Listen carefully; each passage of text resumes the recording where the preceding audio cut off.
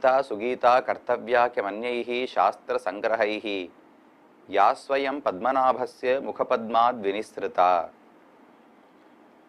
இந்த சம்சாரத்தில் இருக்கக்கூடிய நமக்கெல்லாம் வழிகாட்டியாக இருக்கக்கூடியவை வேதங்கள். அந்த வேதங்களை நமக்கு வழங்கினவர் கண்ணன்தான்.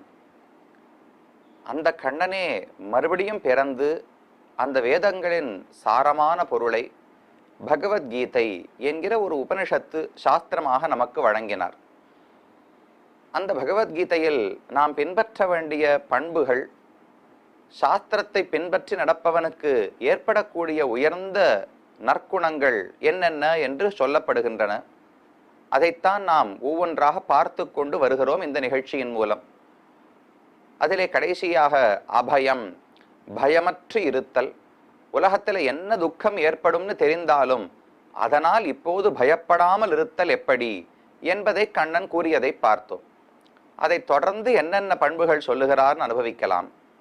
அபயம் சத்வ சம்சுத்திஹி ஞானயோக வியவஸ்திதிஹி தானம் தமஸ்ச யஜ்ஞஸ்ச ஸ்வாத்தியாயஸ்தப ஆர்ஜவம் என்று கண்ணன் கீதையிலே சொல்லுகிறார். முதலிலே பார்த்தோம் அபயம் என்று.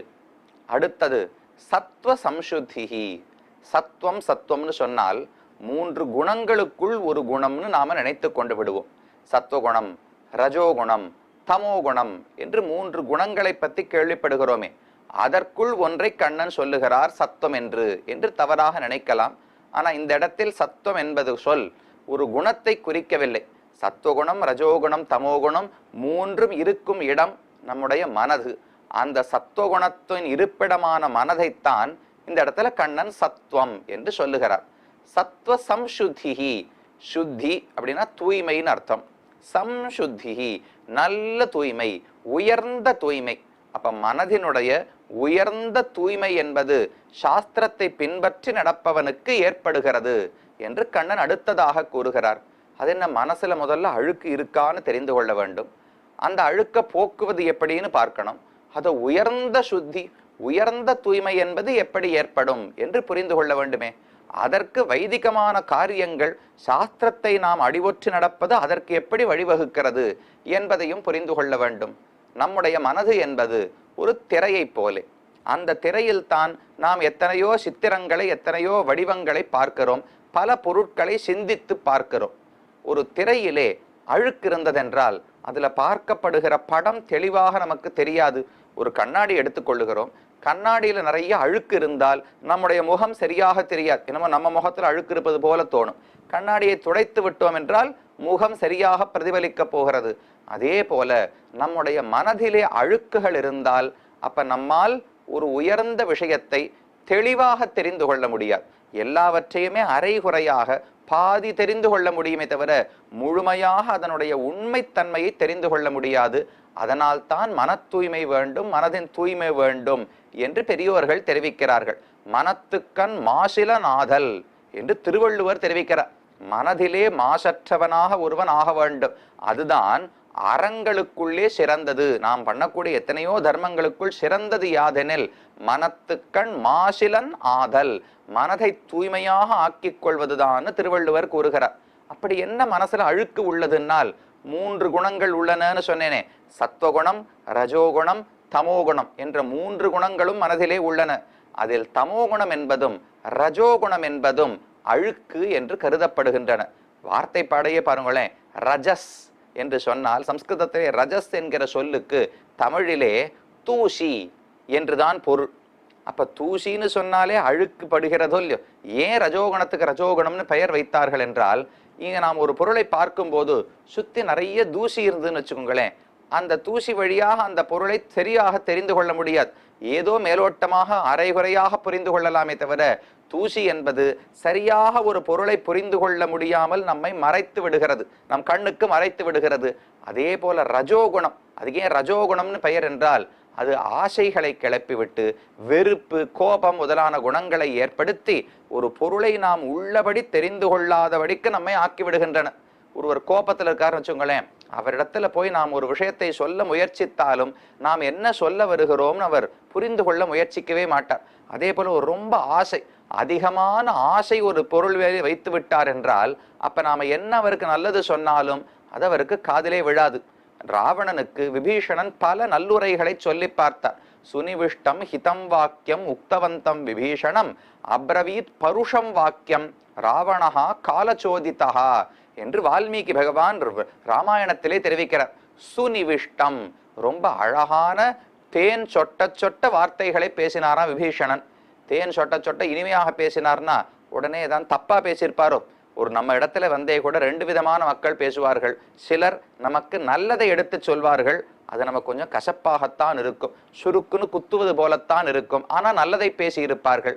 சிலர் ரொம்ப இனிமையாக பேசுவார்கள், ஆனா அவர்கள் பேசுவதுல நிறைய பொய் தான் இருக்குமே தவிர உண்மையை நமக்கு எது நல்லதோ அதை சொல்லவே மாட்டார்கள். சத அப்ரியஸ்ய பத்தியஸ்ய வக்தா ஸ்ரோதாச்ச துர்லபகான்னு தெரிவிப்பார்கள். இந்த ஸ்லோகமும் ராமாயணத்துல தான் உள்ளது. ஆனா ஆச்சரியம் என்ன தெரியுமா? இதை சொல்லுபவர் மாரீச்சன். ராவணனை பார்த்து மாரீச்சன் சொல்லக்கூடிய ஸ்லோகம் இது. ராவணா, உனக்கு நல்லது சொல்லுவதற்கு யாருமே இல்லை போல் இருக்கு. எல்லாரும் உங்ககிட்ட அழகாக பேசி உனக்கு எதை கேட்க வேண்டும்னு விருப்பமோ அதை பேசக்கூடியவர் இருக்கிறார்களே தவிர உனக்கு நல்லது எதுன்னு பார்த்து சொல்லுவதற்கு யாரும் இல்லை. அதனால் நான் சொல்லுகிறேன், ராமனோடு சண்டைக்கு போகாதே, சீதையை நீ அபகரிக்காதே என்று மாரீச்சன் ராவணனுக்கு அறிவுரை சொன்னார். ஆனா அது ராவணனுக்கு ஏறவில்லை. அதை போல விபீஷணனும் ராவணனுக்கு அறிவுரை சொல்லுகிறார். ஆனா விபீஷணனுக்கு இருந்த சாமர்த்தியம், உண்மை பேசுவார், நல்லதை சொல்லுவார், ஆனா அதுவே இனிமையான முறையில் சொல்லுவாராம். ஒருத்தருக்கு நாம உபதேசிக்கிறோம், அறிவுரை சொல்லுகிறோம், நல்லது சொல்லுகிறோம் என்பதற்காக அவர் என்னமோ தன்னை ரொம்ப தாழ்ந்தவராக நினைத்து கொள்ளும் அளவுக்கு அவரை குத்தித்தான் பேச வேண்டும், கடுமையாக பேச வேண்டும்ங்கிற தேவையே கிடையாது. நல்லது சொல்லுவது என்பது வேறு, குத்தலாக பேசுவது என்பது வேறு. ரெண்டுக்கு சம்பந்தமே கிடையாது. நல்லது சொன்னாலே அது நமக்கு சுருக்குன்னு குத்தும் என்று தேவையில்லை. விபீஷணன் பேசினார் என்றால் ஹிதம் வாக்கியம், ஹிதம்னா நல்ல வாக்கியம். ராவணனுக்கு எது நன்மை கொடுக்குமோ, ராட்சச குலத்துக்கே எது நன்மை ஏற்படுத்துமோ அப்படிப்பட்ட வார்த்தையை சொன்னாராம். அதுக்காக கடுமையாக பேசவில்லை. சுனிவிஷ்டம், ரொம்ப அழகாகவும் விபீஷணன் பேசினார். ஆனா என்ன பேசி என்ன பிரயோஜனம்? அப்ரவீத் பருஷம் வாக்கியம் ராவண காலச்சோதிதா. காலதேவதை, மரணத்துக்கான சமயம் வந்துவிட்டபடியால் காலதேவதை ராவணனுடைய கழுத்தை பிடித்து கொண்டிருக்கிறது, தள்ளுகிறது மரணத்தை நோக்கி. அப்ப எந்த நல்ல விஷயமும் அவன் காதில் விழவே இல்லை. எதனாலே? ரஜோகுணம் அதிகம். சீதை இடத்திலிருந்து அதிகமான ஆசை, ராமன் பேரிலிருந்து அதிகமான கோபம், இதெல்லாம் வந்தது ரஜோகுணத்தினாலே. அப்ப ரஜோகுணத்துக்கு ஏன் ரஜோகுணம்னு பேர் என்றால், ரஜஸ் என்றால் தூசி, அழுக்குன்னு அர்த்தம். தூசி இருந்தால் எப்படி ஒரு பொருளை சரியாக தெரிந்து கொள்ள முடியாதோ, அதை போல ரஜோகுணம் நமக்கு அதிகமாக இருந்தால் நம்முடைய மனதால ஒரு பொருளை சரியாக புரிந்து கொள்ள முடியாது. பாதி தெரிந்து கொண்ட உடனேவே போறோம் எனக்கு எல்லாமே தெரியும். ஒருத்தர் ஏதோ ஒன்று சொல்ல வருகிறார், அவர் பேசி முடித்தால் தானே என்ன சொல்ல வருகிறார்னு தெரியும். அவர் பாதி பேசி கொண்டிருக்கும் போதே என்ன சொல்லி இருப்பார் நம்ம கேட்கறதுக்கு பொறுமை கிடையாது. ஏதோ ஒரு ஆசையினாலேயோ கோபத்தினாலேயோ வேகத்தில் இருப்போம். அப்ப அவர் பாதி சொல்லுவதை கேட்டு நாம ஒரு அபிப்பிராயத்தை ஏற்படுத்தி கொண்டு இதுதானே அப்படின்னு முடிவெடுத்து விடுவோம். அது ரஜோகுணத்தினுடைய காரியம். அப்ப பொருட்களை மறைக்கிறது, முழுவதுமாக நாம் அவற்றை தெரிந்து கொள்ள முடியாதபடி மறைத்து விடுகிறபடியால் அதுக்கு ரஜோகுணம் என்று பெயர் வைத்தார்கள். அடுத்தது பாருங்க, தமோகுணம்னு பேர் இருக்கோ இல்லையோ. தமஸ் அப்படின்னா இருட்டுன்னு அர்த்தம். இருட்டு இருந்தால் ஒரு பொருளை தெரிந்து கொள்ளவே முடியாது. அழுக்கு இருந்தால் கூட பாதி தெரிந்து கொள்ளலாம், இருட்டு இருந்தால் தெரிந்து கொள்ளவே முடியாது. அப்ப தமோகுணம் என்ன பண்ணும்? முற்றிலுமாக ஞானத்தையே மழுங்கடித்து விடும். ரஜோகுணம் அதிகமா இருந்தா அரைகுறையாக புரிந்து கொள்வோம். தமோகுணம் அதிகமா இருந்தா ஒண்ணு தூக்கம் வந்துடும், இல்ல சோம்பேறித்தனம் இருக்கும், கவனக்குறைவு இருக்கும். இதெல்லாம் இருந்தால் ஒரு பொருளை நம்மால தெரிஞ்சுக்கவே முடியாது. அப்ப பேர் எவ்வளவு ஆப்ட்னு சொல்றாலும் இல்லையோ, பொருத்தமாக வச்சிருக்கா பாருங்க. ரஜோகுணம் என்பது அழுக்குன்னு பெயர் கொண்டது. ரஜஸ்ன்னு சொன்னாலே அழுக்கு. ஏனென்றால் அழுக்கு மூடினால் ஒரு பொருளை எப்படி முழுவதுமாக தெரிந்து கொள்ள முடியாதோ, ரஜோகுணம் இருந்தால் தெரிந்து கொள்ள முடியாது, மறைத்து விடுகிறது. இருட்டு, தமஸ்ன்னு ஏன் தமோ குணத்துக்கு பெயர்னால் முழுவதுமாக பொருளை அறிந்து கொள்ளாமல் நம்மை செய்து விடுகிறது. அதனால தமோகுணம்னு பெயர். இந்த ரெண்டு குணங்களும் தான் நம்முடைய மனதிலே இருக்கக்கூடிய அழுக்குகள். அப்ப சுத்தினா என்ன? தூய்மை என்பது இந்த அழுக்குகளை நாம் போக்குவதுதான். போக்குவதென்றால் முழுவதுமாக ரஜோகுணத்தையும் தமோகுணத்தையும் அழித்து விட முடியாது. இந்த சம்சாரத்தில் இந்த உடலோடு, அதாவது இதை போன்ற உடல், இது கடைசி உடலா நமக்கு தெரியாது, பல உடல்களை எடுத்துக்கொண்டே வருகிறோம். ஒவ்வொரு உடல் 5 பூதங்களால் ஆக்கப்பட்ட எந்த உடலாக இருந்தாலும் அதுல சத்துவகுணம், ரஜோகுணம், தமோகுணம் மூன்றும் இன்றியமையாமல் இருக்கும். எந்த காலகட்டத்திலும் அதை ஒருவர் முழுக்கவாக அழித்து விட முடியாது. ஒன்னே ஒண்ணு பண்ணலாம், சத்துவகுணத்தை அதிகமாக வளர்த்து கொண்டால் ரஜோகுணமும் தமோகுணமும் அழுத்தப்பட்டுவிடும். அது மேலோங்கவே மேலோங்காது. முக்குணத்து இரண்டவை அகற்றி ஒன்றினில் ஒன்றி நின்று என்று திருமங்கையாழ்வார் பாடுகிறார். சத்துவகுணத்தில் நாம் நிலை நின்றோம் என்றால் மற்ற 2 குணங்களும் குறைக்கப்படுகின்றன, அழுத்தி வைக்கப்படுகின்றன. அதைத்தான் சுத்தி. அப்ப ரஜோகுணத்தையும் தமோகுணத்தையும் அடக்குவதுதான் மனதினுடைய தூய்மைன்னு சொல்லப்படுகிறது. சரி, அதென்ன சம்சுத்தி, உயர்ந்த தூய்மைன்னு சொல்றாரே, அதற்கு என்ன பொருள் என்றால் திரும்ப அவை மேலே வராதபடிக்கு அழித்து விட்டோம், அடக்கி விட்டோம்னா அதற்கு சம்சுத்தின்னு பெயர். இப்ப நாமளும் போய் ஒரு யாரோ விரோதி இருக்காருன்னு வச்சுங்களேன், ஒரு எதிரியோடு சண்டையிட போகிறோம். அவரை சண்டையிட்டு அவருக்கு உயிரோடு விட்டு அவரை அனுப்பி விட்டோம் என்றால் திரும்ப இன்னொரு படை திரட்டி கொண்டு வருவார் அல்லவா? கண்ணன், பலராமன் அனைவரும் மதுரா நகரத்திலே வாழ்ந்து வந்தார்கள். அப்போது கம்சனை கண்ணன் கொன்று விட்டார். கம்சனுடைய மாமனார் தான் ஜராசந்தன் என்று இருந்தார். ஜராசந்தனுடைய 2 மகள்களையும் தான் கம்சன் திருமணம் செய்து கொண்டிருந்தார். ஜராசந்தன் மாமனாருக்கு மருமகனை கொன்று விட்டார்களேன்னு கோபம் மதுரா நகரத்தின் மேல படையெடுத்து வந்தார். 18 முறை படையெடுத்தாராம் ஜராசந்தன். ஒவ்வொரு முறையும் ஒரு பெரிய சேனையை திரட்டி கொண்டு படை வீரர்களோடு சேர்ந்து வருவார். கண்ணன் அந்த படை முழுவதையும் அழித்து விட்டு ஜராசந்தனை மட்டும் உயிரோடு விட்டு வருவார். அவர் திரும்ப போய் மறுபடியும் ஒரு படையை திரட்டி கொண்டு வருவார். மறுபடியும் படையை மட்டும் கண்ணன் அழிப்பார். அப்ப நாம திரும்ப திரும்ப ஒரு தலைவனை அழிக்காமல் கீழே படையை மட்டும் அழிச்சோம்னால் ஜராசந்தன் போய் திரும்ப திரும்ப சண்டைக்கு வந்தாரே, அதை போல இப்போது ரஜோகுண தமோகுணங்களை அழித்து விட்டேன் என்று சொன்னால் மட்டும் போராது.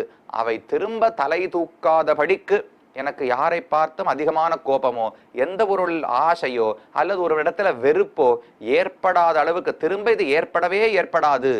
காம்பர தலை சிறைப்பதுன்னு தெரிவிப்பார்கள். மொட்டை அடிச்சுக்கிறோமோ இல்லையோ, ஸ்ரீனிவாச பெருமாளுக்கே பிடிச்சது அந்த காணிக்க திருமுடி காணிக்க செலுத்துகிறோம். மொட்டை அடிக்கும் போது நாம மேலோட்டமா இந்த ஊர்ல எல்லாம் பண்றோமோ இல்லையோ, ஏதோ ஒரு கடைக்கு போய் வெறும கத்திரிக்கோளால தலைமுடியை வெட்டினோம்னால் அது வேகமா உடனே கடகடன்னு தெலும்பு வளர்ந்துரும். ஆனா அதுவே கத்தியால சிரைச்சிட்டோம்னு வச்சுக்கோங்க, மொட்டை அடிச்சிட்டோம்னால் அது வளருவதற்கு இன்னும் கொஞ்சம் நேரமாகுமோ இல்லையே, என்ன பண்றோம்?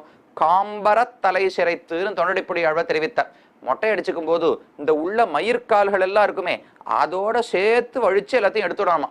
அவர் சொல்லுவது அகங்காரத்தை முற்றிலும் போக்க வேண்டும் என்று. நம்ம மனசுல இருக்கிற அழுக்குகள் ரஜோகுணம் தமோகுணம்னு பார்த்தோமோ இல்லையோ, அது என்ன ஏற்படுத்துகிறது? நான் என்கிற ஒரு கர்வத்தை ரஜோகுணம் நமக்கு ஏற்படுத்தும். தொண்டடிப்படி ஆழ்வார் சொல்றார், அகங்காரத்தை வைத்து கொள்ளக்கூடாது, அதை அழித்து விட வேண்டும், முற்றிலுமாக அழித்து விட வேண்டும். அப்படின்னா என்ன? காம்பு அறத்தலை சிரைத்து மொட்டை அடிச்சுக்கணும்னு ஆழ்வார் சொன்னார். சாமி, மொட்டை அடிக்கிறதுக்கும் கர்வத்தை அடக்குவதற்கு என்ன சம்பந்தம்னால், நமக்கு மனிதர்களுக்கெல்லாம் இந்த தலைமுடி கேசத்துல ரொம்ப கர்வம் உண்டோ இல்லையோ, அப்போ ஒருத்தர் தலைமுடியை அழித்து கொள்ளுகிறார், தலைமுடியை வெட்டி கொள்ளுகிறார்னு சொன்னால் அவருடைய அகங்காரம் குறைகிறதுன்னு அர்த்தம். முன்காலத்திலலாம் ஒருத்தருக்கு தண்டனை கொடுக்கும் போது தலையெல்லாம் சீவி கரும்புள்ளி செம்புள்ளி குத்துறதுலாம் கேள்விப்பட்டிருக்கோமோ இல்லையோ. இதுக்கு சுவாமி மொட்டை அடிக்கிறான்னு கேட்டால், ஒருவனுக்கு தலை தன்னுடைய கேசத்துல ரொம்ப கர்வம் உண்டு, கேச அழகு குழல் அழகுல கர்வம் உண்டு. அப்ப குழலை ஒருவனுக்கு வழித்து விடுகிறோம்னு சொன்னால் அப்ப அவனுக்கு கர்வம் குறையும்னு அர்த்தம். எப்படி ஹனுமானுக்கு வாலிலே நெருப்பு வைத்தார்களோ, வால் என்பது குரங்குக்கு ரொம்ப முக்கியமான ஒரு கர்வத்துக்கு உடுப்பான பகுதி. அப்ப வால்ல நெருப்பு வச்சா குரங்குக்கு அவமானம் என்று நினைத்துத்தான் ராவணன் வைத்தார். அதை போல நாம ஏன் தலையை சிரைக்கணும்னால், தலைமுடி இருக்கும் வரை நான்கிற கர்வம் இருக்குமா. தலைமுடியை சீத்து விட்டோம்னால் அப்ப கர்வம் குறைகிறதுன்னு அர்த்தம். அதில் தெரிவிக்கிறார், தலை சிரைத்துன்னு சொல்ல, காம்பர தலை சிரைத்து, திரும்பவும் முடி வளரவே கூடாது, அந்த அளவுக்கு நீங்க மொட்டை அடிச்சுக்கணும்னு சொன்னார். அதாவது அகங்காரம் மறுபடியும் மேலே எழாதபடிக்கு அதை நாம் அடக்கி விட வேண்டும்.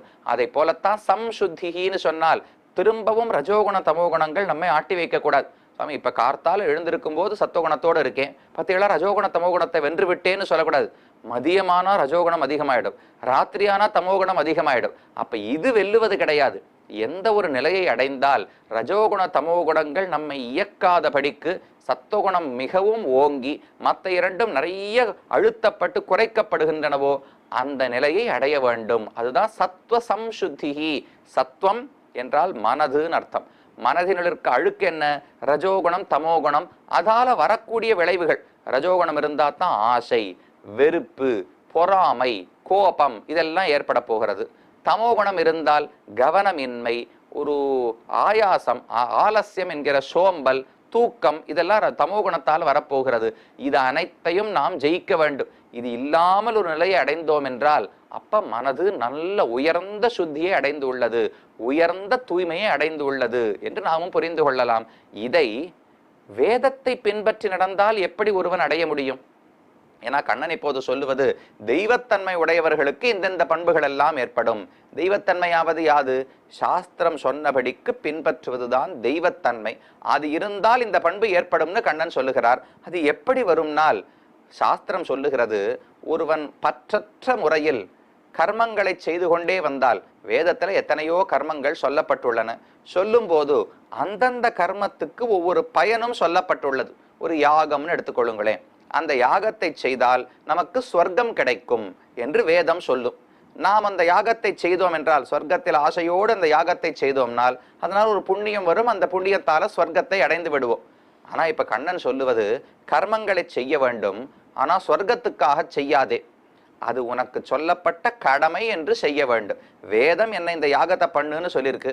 ஸ்வர்க்கத்தை ஆசைப்பட்டு நான் செய்யவில்லை, இதை செய்தால் பகவான் சந்தோஷப்படுவார் என்கிற ஆசையோடு அவருக்கு ஆராதனமாக பணிவிடையாக இந்த யாகத்தை செய்யலாமோ இல்லையோ? அப்படி ஒருவன் கர்மத்தை செய்தான் என்றால், உலக இன்பங்களில் பற்றில்லாமல் பகவானுடைய மகிழ்ச்சிக்காக நான் வேத கர்மங்களை செய்கிறேன் என்று ஒருவன் செய்து கொண்டு வந்தால், அப்போது அவன் இத்தனை நாளா பாபங்கள் எல்லாம் சேர்த்து வைத்திருக்கிறானே, அந்த பாபங்கள் எல்லாம் ஒவ்வொன்றாக குறையுமா. தர்மேண பாபம் அபனுததி என்று சாஸ்திரம் தெரிவிக்கிறது. ஒருவன் தர்மம் செய்தான் என்றால் பற்றற்ற முறையில் இது பகவானுக்கு ஆராதனமாக செய்கிறேனே தவிர இதனால் நான் எந்த பயனையும் எதிர்பார்க்கவில்லை என்கிற எண்ணத்தோடு ஒருவன் செய்தான் என்றால், அந்த தர்ம காரியமானது நாம் முன்னாட்களில் சேர்த்து வைத்திருக்கிற பாபங்களை எல்லாம் அழித்து கொண்டே வரும். பாபம் குறைய குறைய ரஜோகுணமும் தமோகுணமும் தானாக குறையுமா. நமக்கு ரஜோகுண தமோகுணங்கள் அதிகமாக இருப்பதற்கே பாபங்கள் தான் காரணம். அப்ப நற்செயல்களாலே வேதத்தை பின்பற்றி நாம் நடப்பதால் பாபங்கள் குறைகின்றன. பாபங்கள் குறைந்தால் ரஜோகுணமும் தமோகுணமும் குறைந்து விடுகின்றன. அது எப்போது குறைந்து சத்துவகுணம் ஓங்குகிறதோ அப்போதுதான் நம்முடைய மனது தூய்மை அடைந்திருக்கிறதுன்னு அர்த்தம். அதைத்தான் சத்துவ சம்சுத்தின்னு தெரிவிக்கிறார். அப்ப வேதத்தை பின்பற்றி நடப்பவனுக்குத்தான் இது கிடைக்கும். இதுல ஒரு விசேஷம் பாருங்க. வேதத்தை பின்பற்றி நடப்பவன் சொன்னால், ஸ்வர்க்கத்தை ஆசைப்பட்டு ஒருவன் யாகம் செய்தான் என்றால் அவனும் வேதத்தை பின்பற்றி நடப்பவன் தான். பகவானுடைய மகிழ்ச்சிக்காக நான் யாகம் செய்கிறேன் ஒருவன் சொன்னால் அவனும் வேதத்தை பின்பற்றி நடப்பவன் தான். ஆனா இந்த இடத்துல கண்ணன் யாரை தெரியுமா எடுக்கிறார்? ஸ்வர்க்கத்துக்காக யாகம் பண்ணுவனை கண்ணன் எடுக்கவில்லை. கண்ணன் இங்கு குறிப்பிடுவது, ஏன்னா ஸ்வர்க்கத்துக்காக நான் யாகம் செய்தேன்னால் அது பழைய பாபங்களை எல்லாம் போக்காது, ரஜோகுண தமோகுணங்களை குறைக்காது, ஸ்வர்க்கத்தை மட்டும் எனக்கு கொடுக்கும். இன்னும் சொல்ல போனா இன்னும் ரஜோகுண தமோகுணங்களை வளர்த்து விடும்னு வைத்துக் கொள்ளலாம். எனக்கு ஒரு ஆசை ஸ்வர்க்கத்துக்கு போகணும்னு, வேதம் சொன்ன யாகத்தை செய்தேன், ஸ்வர்க்கத்தை அடைந்தேன், அங்க போய் பெரிய இன்பங்களை எல்லாம் அனுபவிச்சேன்னா, இன்பத்தை அனுபவித்தால் ரஜோகுணம் இன்பம் வளர்ந்து விடும், குறையாது. ஆசை என்பது என்னைக்கான குறைவா போறது. ஒரு பொருளை அனுபவிக்க அனுபவிக்க இன்னும் அதிகமாகத்தான் ஆசை ஏற்படுமே தவிர ஆசை குறைய போவது கிடையாது. அதனால் வேதத்தில் சொன்ன கர்மங்களை ஸ்வர்க்கத்துக்காகவோ வீடு வாசலுக்காகவோ ஆரோக்கியத்துக்காகவோ செய்தான் என்றால் அது ரொம்ப முதல் நிலை, தாழ்ந்த நிலைன்னு அர்த்தம். ஆனா உயர்ந்த நிலை புரிதல் என்ன? சத்துவகுணத்தோடு இதை நான் பகவானுக்கு ஆராதனமாக செய்கிறேன் தவிர உலக இன்பங்களில் எனக்கு ஆசை இல்லை என்று எவன் ஒருவன் புரிந்து கொள்ளுகிறானோ அவன்தான் வேதத்தினுடைய உண்மை பொருளை புரிந்து கொண்டவன் தெரிவிக்கிறார். இப்ப எத்தனையோ தெய்வங்களை மக்கள் தொழுகிறார்கள். அவர்கள் எல்லாம் அந்தந்த தெய்வத்தை தான் தொழுகிறார்களானால் கண்ணன் கீதையில தெரிவிக்கிறார், தேபி மாமேவ கௌந்தேய பஜந்தி அவிதிபூர்வகம். உலகத்துல யார் எந்த தெய்வத்தை தொழுதாலும் அவர்கள் கடைசியில என்னத்தான் தொழுகிறார்கள். இங்க தெய்வம்னு சொன்னால் இந்திரன், சந்திரன், குபேரன், பிரம்மா முதலான தெய்வங்கள் எடுத்துக்கொள்ள வேண்டும். நம்முடைய சனாதன தர்மத்தில் சொல்லப்பட்ட எந்த தெய்வத்தை ஒருவன் தொழுதாலும் அது கடைசியில் பரமாத்மாவான நாராயணனை தொழுததாகத்தான் ஆகுமா. அப்படின்னு அந்த தொழுகை செய்பவருக்கே தெரியாது. ஆனால் கடைசியில பகவான் தொழப்படுகிறார். அதை போல உலக இன்பங்களுக்காக நாம் கர்மம் செய்தோம் என்றால் அது அந்த உலக இன்பத்தை மட்டும் நமக்கு கொடுக்கும். சத்துவகுணத்தை வளர்க்காது, ரஜோகுண தமோகுணங்களை குறைக்காது. ஆனா இங்க சத்துவ சம்சுத்தின்னு கண்ணன் தெரிவிக்கிறாரே, ரஜோகுண தமோகுணங்களை வெல்ல வேண்டும்னு சொல்லுகிறாரே, அதை எப்படி சாஸ்திரிய கர்மங்களை கொண்டு சாதிக்க முடியும்னால் தினமும் சந்தியாவந்தனம் பண்ணணும். என்னென்ன தானங்கள் சொல்லப்பட்டுள்ளவோ செய்ய வேண்டும். யாகங்கள் ஹோமங்கள் அனைத்தையும் செய்ய வேண்டும். ஆனால் இதெல்லாம் உலக இன்பங்களுக்காக. இந்த யாகத்தை சொர்க்கத்துக்காக பண்ணுகிறேன், இந்த ஹோமத்தை நல்ல ஆரோக்கியத்துக்காக செய்கிறேன், இந்த தானத்தை எனக்கு நல்லா வியாபாரம் நடக்க வேண்டும் என்பதற்காக செய்கிறேன் என்று பண்ணால் பாபங்கள் குறையாது. இந்த தானம் பகவானுடைய ஆனந்தத்துக்காக, இந்த ஹோமம் அவர் சிரிப்பதற்காக, இந்த யாகம் அவருக்கு ஒரு மகிழ்ச்சியை ஏற்படுத்துவதற்காக, நான் அவருக்கு தொண்டன், அப்ப அவரை எப்படியெல்லாம் மகிழ்விக்க முடியுமோ நான் முயற்சிக்கிறேன், எனக்கு எந்த உலக பயனும் வேண்டாம் என்கிற புரிதலோடு ஒருவன் யாகம் முதலானவற்றை செய்தால் அந்த வைதிக கர்மங்கள் தர்மம், தர்மத்தாலே பாபங்கள் குறைகின்றன. பாபம் குறைந்தால் ரஜோகுண தமோகுணங்கள் தானாகவே குறையும். அப்பதான் மனது தூய்மையாகிறது, திரும்ப வராதபடிக்கு. இந்த சக்கரம் ஏன் வேணும்னால், நாம ரஜோகுண தமோகுணத்தை எப்படியா நடக்க பார்த்தோம்னா அது திரும்ப திரும்ப மேல வந்துடும். ஆனா பாபம்ங்கிற காரணத்தையே அழிச்சிட்டோம்னு வச்சுக்கோங்க, அப்ப ரஜோகுணம் மேலெழுவதற்கான காரணமே போய்விட்டதுன்னு அர்த்தம். அப்பதான் உயர்ந்த தூய்மை சம்சுத்தி என்பதை ஒருவன் அடைய முடியும். ஆகவே வேதத்தை பின்பற்றி ஒருவன் நடந்தான் என்றால் முதலில் உலகத்தை பார்த்த பயம் அவனுக்கு நீங்கிவிடும் என்று முதல்ல சொன்னார், அபயம் என்று. அடுத்தது மனது அவனுக்குத்தான் தூய்மை அடைகிறது. தூய மனதை வைத்து என்ன பண்ண போகிறார்னால், மனசாது விசுத்தேன, பகவானை நாம் தெரிந்து கொள்ள வேண்டும் என்றாலே தூய்மையான மனசு வேணும். இந்த மூஞ்சி முகத்தை நாம நன்னா பார்க்கணும்னா கண்ணாடி தூய்மையா இருக்கணும் இல்லையோ? கண்ணாடியில் அழுக்கு இருந்தா முகம் சரியா தெரியாது. அதை போல பகவானை நாம் இந்த மனதால காணப்போகிறோம்னால் அப்ப மனசு திரை முதல்ல தூய்மையானதாக இருக்க வேண்டும். அதற்கான வழி சாஸ்திரியமான கர்மங்களை செய்வதுதான் என்று இரண்டாவதாக கண்ணன் கூறினார். தொடர்ந்து மேலுள்ள பண்புகளையும் தொடர்ந்து கவனிக்கலாம்.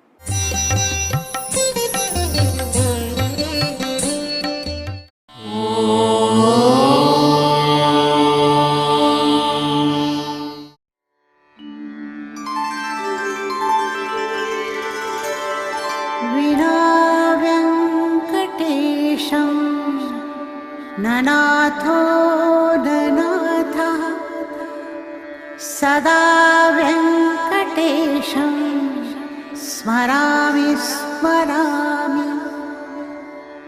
हरे वेङ्कटेश प्रसीद प्रसीद, प्रियं वेङ्कटेश प्रयच्छ प्रयच्छ।